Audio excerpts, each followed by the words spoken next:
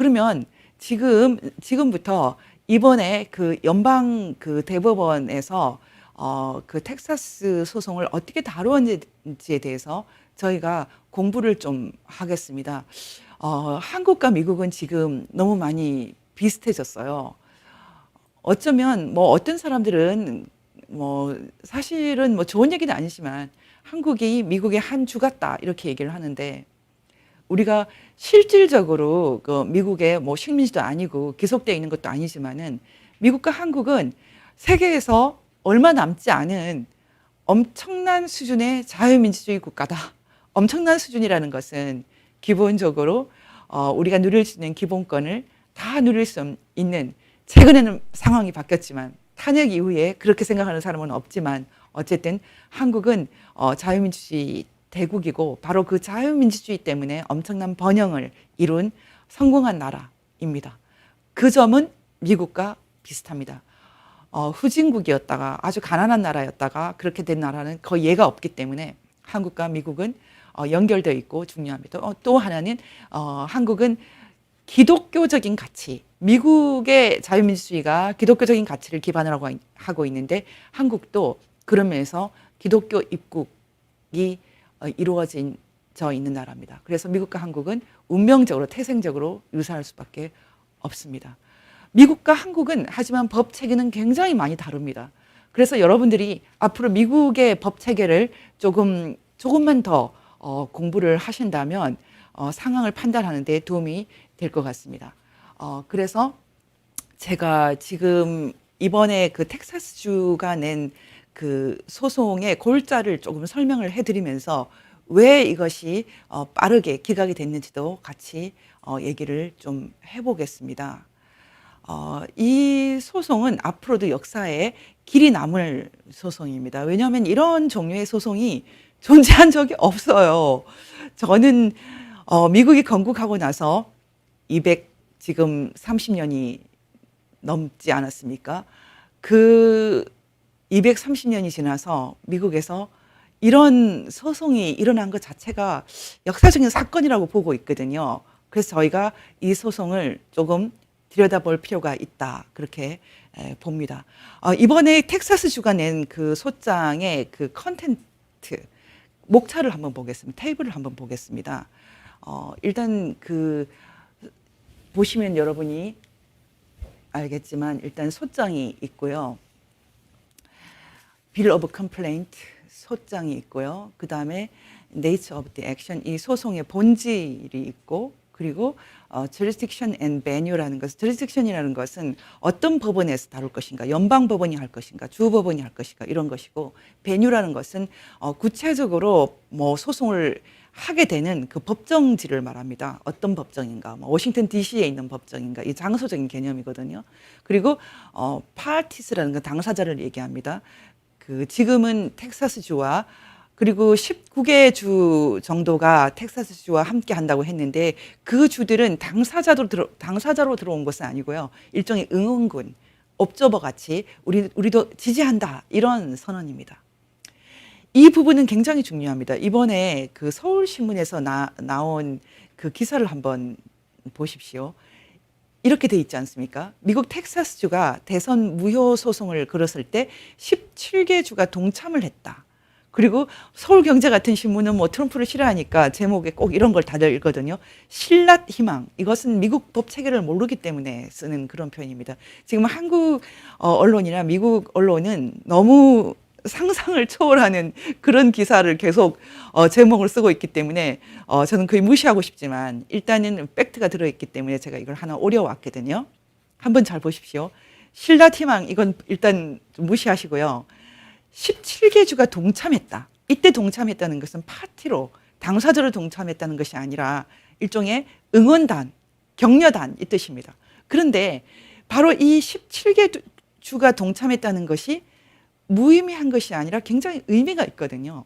그래서 반격을 할 때, 답변서를 쓸 때, 펜실베니아가 답변서를 쓸 때 더 많은 주들을 연결해서 나타난 거예요. 22개 주가 이 텍사스 주의 소송에 반기를 들고 펜실베니아의 편에서 우리는 더 많은 주가 연합했다, 이렇게 선언을 했거든요. 22개 주가. 우리는 더 많아. 이쪽은 19개. 여기는 22개 주. 뭐 그 외의 주들은 보고 있었겠죠. 숫자는 조금 틀릴 수가 있습니다. 어쨌든 지금 보시면 알겠지만 17개 주다, 뭐 19개 주다, 22개 주다 이런 것은 이게 결국은 새 싸움이라는 거죠. 말은 법적인 소송이지만 기본적으로 미국도 거대한 새 싸움을 하고 있다. 여러분이 그런 것은 이해가 될 것입니다. 다시 말하면 텍사스주가 파티로 들어가면서 사실은 19개 주에 응응군을 붙여서 들어갔어요. 그런데 여러분 잘 보십시오.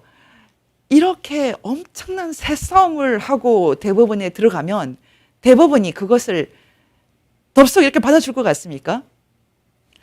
절대 그렇지 않습니다. 지금 이번에 다시 한번 그 테이블 컨텐츠를 한번 보겠습니다. 지금 이것을 보시면 일단 법적인 배경을 쓰고 그리고 뭐 어떤 사실들 때문에 이런 소송을 하는지 펜실바니아주 그 펜실바니아는 스테이트란 말을 쓰지 않고 커먼웰스라고 씁니다. 커먼웰스라고 쓰는 주가 몇 개 있습니다. 그리고 조지아, 미시건, 위스콘신 이런 4개 주에서 어떤 일이 벌어졌나 이 내용은 여러분이 다 알고 있는 것입니다. 이 지금까지 기사가 났던 것 뭐 이렇게 13만 주가 한꺼번에 13만 표가 한꺼번에 나타난다든지 아니면은 뭐 USB가 등장한다든지 이런 거 여러분 다 아실 테니까 일단 팩트가 있고요. 그다음에 혐의 1, 2, 3 카운트 1, 2, 3가 있는데 이것은 그 기본적으로 셋 다 혐의가 헌법을 위반했다는 것입니다. 헌법 중에서 이 electoral clause라는 것이 있고 말하자면 대통령 선거에 관한 선거인단에 관한 그런 헌법 조항이 있고 그다음에 equal protection이라는 헌법 조항이 있고 그리고 그 due process라는 것이 있는데 여러분이 이 그 카운트 1, 2, 3의 이 그 혐의라는 것이 기본적으로 보시면 알겠지만 일반적으로 미국 연방 대법원을 포함한 연방 그 법정에서 이런 식으로는 사실은 하지 않습니다. 이런 소송을 사실 하지 않아요. 그게 정말 중요하거든요. 이렇게 뭔가 브로드하다 그러죠. 너무 범위가 넓고 아주 앰비규어스한 뭔가 뭘 갖고 온 건지 모르겠다. 이렇게 희미한 소송 자체를 안 해요. 그런데 지금 이런 소송을 텍사스가 갖고 갔거든요. 저는 빨리 기각시킨 이유가 바로 여기에 있다고 생각하는데 조금 더 봐야 되겠습니다. 이 prayer for relief라는 것은 어떤 것을 청구하느냐 이 뜻입니다. 이 prayer, 기도한다라는 것은 이렇게 해달라고 이렇게 청원한 내용이 뭔가 이런 건데요. 지금 뭐 이거 하나님께 기도한다 이런 프레어가 아니라 여기서 이거 해주세요라고 이렇게 그 청원하는 것을 말하는데 여러분 이 컨텐츠를 보시면 아마 헌법 전문가들은 도대체 이런 소송이 어떻게 있는 거지? 이렇게 생각할 가능성이 굉장히 높거든요. 저는 이 텍사스주에서 이 소장을 낼 때 이미 그 페이스북을 통해서 또 저희 VON 그 커뮤니티를 통해서 이거 잘 안 될 거라는 암시를 이미 줬습니다. 왜냐하면 그 헌법에 대한 아주 교과서적인 그 원리를 알고 있는 사람은 이런 소송 자체가 정말 상상할 수 없는 소송이거든요. 그렇지만 저는 이 텍사스주에서 트럼프 대통령을 강력하게 지지하고 또 19개 주가 연합해서 지지하는 이 현상이 정말 신기했어요. 왜냐하면 한국에서는 지금 부정선거 문제를 다룰 때 집 안에서 국민의힘 그 당시 뭐 이름이 맨날 바뀌니까 뭐 자유한국당 내에서 벌써 뜯어말리고 또 늘 우리의 아군이라고 생각했던 뭐 정규재, 조갑재, 이병태 이런 지식인들이 이런 언론인들이 노골적으로 모욕까지 하면서 막 뜯어말리지 않았습니까? 그것에 대비해서 미국에서는 트럼프 대통령이 부정선거를 주장을 할 때 주 단위로 그것도 뭐 19개 주까지 그리고 공화당 126명의 하원 의원이 아주 연합을 해서 트럼프 지지를 선언해버리니까요. 저는 이게 너무 신기했어요. 실제로 이 소송이 중요한 것은 이 점이 가장 중요한 겁니다. 아, 우리 트럼프 지지한다. 뒤에서 이렇게 조용히 이렇게 말하는 것이 아니라요. 연방 대법원에 소송까지 내면서 이렇게 우리는 트럼프를 이렇게 정말 뭐 온 힘을 다해서 아주 열정적으로 지지한다. 사실 이 소송에서 가장 중요한 것은 이 점입니다. 한국하고 대비하면 이게 얼마나 중요한지 알 수 있는데 한국에서는 뭐 더불어민주당은 말할 것도 없고 우리 식구라고 생각했던 사람들부터 뜯어말리지 않습니까? 갑자기 우리가 모두 미친 사람 됐잖아요. 미친 사람. 이것과 한번 비교해 보십시오. 이 부정선거 문제를 다룰 맛이 나겠습니까? 안 나겠습니까? 트럼프 대통령 입장에서. 이건 어마어마한 지지고 어마어마한 응원이죠. 다시 말하면 이제 이 부정선거 문제를 해결할 때 트럼프 대통령이 혼자 하지 않는다. 같이 한다. 우리는 그것도 국회의원 정도가 아니다. 우리나라는 국회의원은 지금 민경욱 의원하고 그다음에 25분이 뭐 소장은 냈다고는 하지만 다 조용하지 않습니까? 이런 상황인데 미국에서는 하원 의원 126명이 연합해서 트럼프 대통령 지지 선언을 했거든요. 이런 상황이 가장 중요합니다.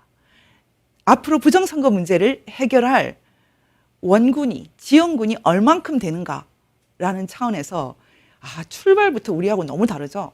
사실 이번 텍사스 소송의 가장 중요한 점은 바로 이것입니다. 주 단위로 또는 의원들이 공화당 차원에서 강력하게 트럼프 대통령과 함께 간다. 이거 상대방 입장에서는 거의 나잇메어, 악몽이겠죠. 굉장히 무서운 거거든요. 이게 굉장히 중요한 겁니다. 그러면 저희가 구체적으로 이 소송에 좀 들어가 보겠습니다. 사람들이 이번에 연방 대법원이 사실은 6명이, 6명이 거의 확실하게 보수인데 어떻게 이런 결과가 나오냐. 야, 이건 정말 너무 배신이야. 이렇게 생각하는 사람이 많거든요. 제 입장에서 말하면 배신 아닙니다. 저는 텍사스주가 소송을 낼 때 이미 이것은 강력한 지지 선언이다. 이렇게 생각했지. 기각당할 줄 알았어요. 기각당할 줄 몰랐다면 법률가가 아니죠. 그래도 제가 놀랐던 것은 너무 빨리, 굉장히 빨리 해준 거예요. 이게 좀 놀랐어요. 그래서 워싱턴에서 랠리가 있기 전에 이번에 그 워싱턴 랠리에서 마이클 플린 장군이 뭐라고 했습니까? 미국 대통령은 연방 대법원이 결정하지 않는다. We the people, 국민들이 결정한다. 이렇게 말했지 않습니까? 그럼 여기서 한번 연방 대법원이 이틀 만에 금방 내준 이 기각 결정문을 한번 다시 보겠습니다. 이것은 저희가 꼼꼼하게 좀 검토를 해야 됩니다. 몇 줄 안 되죠? 여러분 이거 보시면은 기본적으로 우리가 이런 이유 때문에 결정을 했다, 기각을 했다라고 할 때 첫 번째 이유로 말한 것은 스탠딩, 적격이 없다라고 말했거든요. 한번 보십시오. 지금 2020년 12월 11일 금요일에 소송을 왠지 불과 뭐 2, 3일 됐나요? 2, 3일 만에 간단하게 썼어요. 근데 여러분이 지금 이 이유를 한번 보십시오. 첫 번째, 왜 부정했냐? 왜 이것을 우리가 리뷰하는 거, 심리하는 것을 부정했냐? 첫 번째는 lack of standing이라고 그랬어요. lack of standing이라고 그랬는데 적격이 없다라고 얘기를 했거든요. Under Article 3. 여러분 지금 헌법 3조 하에서 스탠딩이 없어서 부정했어 이렇게 말했는데 한번 보십시오. 헌법 3조, 미국 헌법 3조는 이렇게 되어 있어요. 2항을 보시면 될 것 같습니다. 대사와 그 밖의 외교 사절 및 영사에 관계되는 사건과 주가 당사자인 사건은 연방 대법원이 1심에 재판 관할 건을 가진다. 1항보다 2항이 정말 중요하거든요. 왜냐하면 연방 대법원에서 바로 결론을 내주는 그런 사건이 있다는 것이죠. 지금 한국도 지금 그런 사건이 있어요. 한국 선거법이 지금 그렇게 돼 있는데 우리는 그것 때문에 굉장히 불리한 상황인데 미국에서는 이렇게 바로 연방 대법원에 바로 갖고 갈 수 있는 방법은 추가 소송을 내주기 때문에 내주면 가능하기 때문에 이 방법을 쓴 것 같아요. 다시 말하면 텍사스주가 다른 주에 소송을 내는 것이기 때문에 연방 대법원에 1심 심사를 신청할 수 있다는 거죠. 그런데 왜 지금 lack of standing, 적격이 없다고 말했을까요? 지금 이게 굉장히 신기하거든요. 그런데 이것에 대해서 밑에 한번 보십시오. 밑에 그 토머스 저스티스와 또 한 사람이 더 있어요. 한 사람이 알리토 저스티스. 저스티스 알리토와 저스티스 토머스는 지금 아니야 이거를 그 해볼 만해. 말하자면은 이렇게 말하고 있어요. A case that falls within our original jurisdiction이라고 했잖아요. 말하자면은 이 케이스가 원래 우리가 1심을 할 수 있어. 이게 해당되는데 안 받아주는 것은 좀 이해가 안 되네. 그럴 재량권이 있을까? We do not have discretion이라는 것은 우리는 그럴 재량권이 없다 이렇게 됐거든요. 이게 원래 주가 소송을 할 수 있는 거지 이렇게 얘기했어요. 근데 여러분 이게 좀 이건 알아둘 필요가 있는데 주가 소송을 할 수 있다고 해서 다 받아주는 건 아니에요. 미국에서 이렇게 연방 대법원이든 연방 그 재판을 할 때 몇 가지 원칙이 있거든요. 그것은 이것이 좀 케이스 앤 컨트로버시라고 그래가지고 이것은 분명히 다룰 이유가 있어야 돼요. 뭔가 손해를 받거나 이거 안 해주면은 이 판결 안 해주면은 확실하게 엄청난 데미지가 손실이 있다 이런 것이 입증이 돼야지 되거든요. 그래서 지금 한번 여러분이 이것을 한번 보십시오. 그 다음 구절이 이렇게 돼 있거든요. 이 다음 구절이 굉장히 중요한데 단지 스탠딩, 렉 오브 스탠딩만 얘기한 것이 아니라 그 다음 구절에 이렇게 되어 있어요. 지금 사람들이 이제 연방 대법원의 결과에 대해서 굉장히 실망을 하는데 사실은 이렇게 되어 있거든요. judicially cognizable interest라고 그랬어요. 말하자면은 사법적으로 이렇게 좀 인식을 할 만한 이해관계, 이거 인정해 줄 만한 그런 이해관계가 안 보인다 이렇게 말했거든요. 그리고 그 다음에 한 단어가 더 있어요. All other pending motions are dismissed as moot 이렇게 됐거든요. 이 moot라는 단어도 굉장히 중요하거든요. 지금 이 standing이라든지 interest라든지 moot라는 것은 사실은 그냥 미국의 헌법 교과서라고 생각하시면 되거든요. 연방 대법원 대법관들이 보수냐 진보냐 이런 것과 아무 상관이 없어요. 그냥 항상 교과서적으로 어떤 이 케이스를 받아줄 것인가 안 받아줄 것인가 할 때 이렇게 검토하는 것이 있거든요. 여러분이 그것을 이해하려면 이 무트라는 개념을 한번 들어보시면 됩니다. 이 무트, M-O-O-T. M-O-O-T라는 것은, 이 무트라는 것은 무슨 뜻이냐면 이 모든 소송이 다 무트됐어 이렇게 얘기하는 것은 이런 뜻입니다.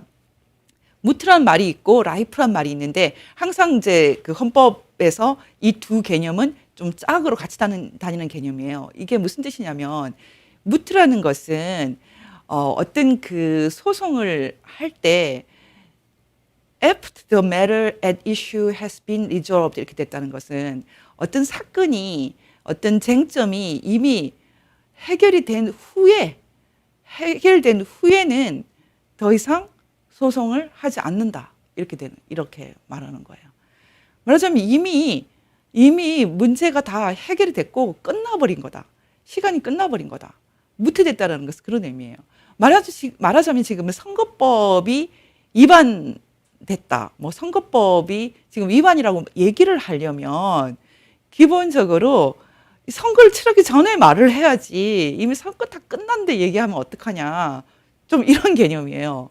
그리고 이제 상대되는 개념으로 라이프라는 것은 아직까지 이게 손해를 볼지 안 볼지 제대로 알 수도 없는 설익은 상태. 라이프라는 것은 설익었다는 뜻이잖아요. 그 설익은 상태에서 소송을 내면 안 된다 이 뜻이거든요. 쉽게 말해서 여기서 actual dispute라는 것은 case or controversy라는 것은 우리 헌법은 미국 대법원이라는 데는 그렇게 뭔가 애매모호한 사건을 다루는 게 아니라 이렇게 되면은 확실하게 손해야. 이렇게 되면 우리가 확실하게 지금 뭔가 피해를 봐라는 걸 갖고 오라는 뜻이거든요. 그리고 어떤 것을 피해도 보기 전에 미리 선수 쳐서 갖고 오지 말고, 그리고 이미 다 지난 거, 이제 우리가 뭘 어떻게 해줄 수도 없는 거, 그런 거 갖고 오지 마. 이 뜻이거든요. 그런데 이 부분에 대해서 지금 트럼프 대통령도 그렇고, 그 줄리안이나 아니면 제나 앨리스라든지 이런 그 트럼프 변호사 팀들이 너무 실망했어. 왜 이걸 안 받아줘? 계속 그렇게 얘기를 하고 있는데, 여러분이 이 미국 그 연방 대법원에 대해서 절대로 가대평가하면 안 되거든요. 지금 이제 미국 같은 경우에 대법원이 왜 강하게 느껴지냐면, 그 대법원 판사들이 종신제를 하고 있지 않습니까? 그런데 어떻게 보면 종신제인 이유가 대법원이 힘이 약하기 때문에 종신제라고 생각을 하시는 게 더 맞습니다. 왜냐하면은 지금 다른 방법으로는 행정부를 견제할 것이 아무것도 없어요. 사실 예전에 한국 같은 경우에 그 정관예우가 있을 때, 나 지금 뭐 대법관 옷 벗으면 돈 더 많이 벌어. 뭐 한 1년에 한 수십억을 벌지. 이렇게 생각한다면 그걸 믿고라도 판결을 좀 자신 있게 할 수 있지 않습니까? 그런데 미국에는 정관예우도 없거든요. 그러니까 대법원이 사법부가 행정부를 견제하려면 좀 믿는 구석이 있어야 되는데, 그것이 사법부 연방 대법관을 대통령이 한번 뽑아놓고 나면은 자를 수가 없다. 이게 지금 대법원이 갖고 있는 어쩌면 가늘고 긴 그런 권력이거든요. 그래서 미국 대법원이 그렇게 힘이 세다라고 할 수가 없어요. 어떤 면에서, 권력이라는 측면에서. 다시 말하면 미국 대법원은 여전히 대세를 상당히 따르고 정치적인 이해관계를 따르는데, 어떤 이 주가 이렇게 재판을 할 때 받아주는 것은 가령 뭐 영토 분쟁이라든지 아니면은 하천을 이용할 때, 뭐 어떤 강을 이용할 때 분쟁이 있다든지 이런 구체적인 것을 받아주지, 이렇게 국민들의 뭐 이렇게 정치적인 이해관계 이런 것은 기본적으로 정치권이 해결하라, 이런 것이 미국 대법원의 오래된 그런 원칙이에요. 여러분이 아시겠지만은 지난번에 동성 결혼이라든지 낙태라든지 이런 것도 뭐 레이건 정부에서 뽑아준 아주 보수 대법관이 주도했거든요. 그래서 지금 대법관을 뽑고 나면은 그 뽑아준 사람 임명권자의 의견을 따를 것이다, 그런 것은 일단 없는 거죠. 그래서 지금 뭐 코니 베럿이 배신을 했다, 이런 말은 전혀 필요 없는 말이고요. 기본적으로 대법관은 뽑히고 나면 상당히 교과서적인 원칙으로 판결을 할 수밖에 없고, 거기다가 대법원이 은근히 아무리 교과서적으로 따른다 하더라도 은근히 사실은 요즘엔 더 노골적으로 대세를 따릅니다. 동성 결혼 판결을 보시면 여러분이 잘 알 수 있어요. 그 전에 뭐 그 로 버시스 웨이드 이런 낙태도 그랬고, 그 예전에도 그랬어요. 그 전에도 마찬가지예요. 대법원이 아무리 미국 뭐 가치의 수호자라고 그러지만 그런 아주 엄격한 의미에서 가치의 수호자 역할을 안 한 지가 오래됐거든요. 그래서 지금 뭐 배신이다 이런 말은 전혀 필요 없고, 중요한 것은 이번에 텍사스주가 낸 소송이 확실한 어떤 그런 이해관계, 영토라든지 뭐 하천 이용이라든지 이런 소송하고 다르다. 이것은 행정부가 해결하고 정치권이 해결할 문제다. 이런 판단은 대법원이 할 수가 있어요. 제가 미국 대법원을 옹호할 이유가 전혀 없지 않습니까? 하지만 제가 말씀드리는 것은 매우 교과서적인 그런 내용이에요. 그래서 지금 이번에도 아주 교과서적으로 봤을 때 지금 대법원 입장에서는 텍사스주가 주장하는 선거법에 관한, 선거에 관한 헌법조항 위반, 아니면은 동등보호권, 듀 프로세스, 적법 절차, 이런 주장이라는 것이 지금 뭐 다 지나서 주장을 하는 이유를 모르겠네? 뭐 이런 무트됐네 이런 것이에요. 아니면은 실제로는 라이프도 쓸 수 있을 것 같아요. 저는 라이프도 쓸 것 같았는데 라이프는 쓰지 않고 무트만 쓴 것 같아요. 다시 말하면 이 소송을 대법원에서 전혀 할 생각이 없다. 왜 행정부에서 할 것을 우리한테 갖고 오느냐. 결론적으로 lack of standing이라고 하는 적격이 없다라는 이 표현은 주가 물론 소장을 낼 수는 있지. 하지만 대법원은 이런 거를 다루는 데가 아니다. 이런 것은 우리는 제가 조금 전에 말씀드렸던 것처럼 case and controversy 확실한 거, cognizable한 interest 이거 뭐 잘못되면 우리가 크게 손해를 봐. 이런 분명한 것이 아니면 갖고 오지 말고 행정부에서 해결하라. 이런 것은 아주 교과서적인 원칙이다. 그리고 심지어는 그래도 한번 들어보자. 왜냐하면 주가 어떤 텍사스 주든 어떤 주가 우리 대법원을 오리지널 jurisdiction으로 할 수 있잖아. 1심 관할권이 있는 건 사실이니까 한번 들어보고 싶기는 한데 그래도 우리가 다른 뭐 방법을 제안해 줄 수는 없어. 다른 구제법을 또 제안해 줄 수는 없어. 상당히 소극적으로 이렇게 얘기를 했거든요. 말하자면 지금 9명의 미국 대법관이 모두 이 재판에 대해서는 지금 대법원에서 다룰 문제는 아니다라고 보고 있는 것입니다. 여러분 지금 한번 보십시오. 이번에 법무부 장관이 FBI와 함께 뭐 확실한 증거들 아예 범인들을 체포해서 아주 뭐 빼박 증거를 갖고 온다든지 이렇게 했으면 당연히 했을 거예요. 근데 그런 것도 아닌 상태에서 지금 너무나 브로드하고 넓고 애매모호한 이런 소송을 할 수는 없다. 이것은 지금 대법원이 부패했으라기보다는 상당히 교과서적인 것이다. 그래서 정리를 하면 적격이 없다. 주가 소송한다고 해서 다 받아주는 것은 아니다. 뭐 그런 사례는 정말 많아요. 그리고 사법적으로 다루기에 이건 이해관계가 분명하다라고 할 것도 없다. 그리고 무트라고 했지 않습니까? 이 무트 이미 지난 얘기다.